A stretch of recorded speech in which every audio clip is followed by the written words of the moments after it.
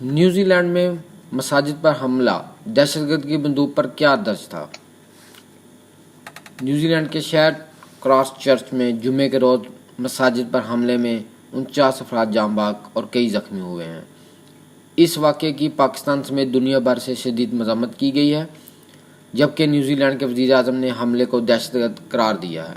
ایک آسٹریلین حملہ آور نے اس پورے حملے کی فیس بک پر لائیو اسٹریمنگ بھی کی، جس میں دیکھا جا سکتا ہے کہ اس کے ہاتھ اور گاڑی میں موجود اسلحے پر سفید رنگ سے انگریزی میں زبان میں کچھ نام اور سال درج ہیں۔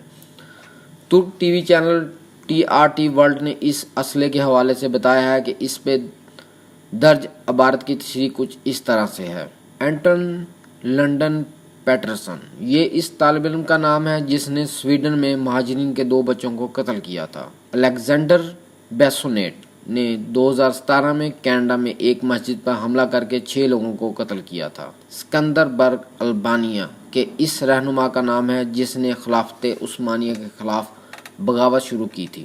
انٹونیو، یہ وینس کے اس فوجی افسر کا نام ہے جس نے ایک معاہدے کی خلاف ورزی کی اور ترک مغویوں کو قتل کیا۔ چارلس مارٹل، یہ اس فرنگی فوجی رہنما کا نام ہے جس نے مارکہ بلات الشہداء میں مسلمانوں کو شکست دی تھی۔ اس مارکے میں اسپین میں قائم خلافت بنو امیہ کو فرنگیوں کی افواج کے ہاتھوں شکست ہوئی۔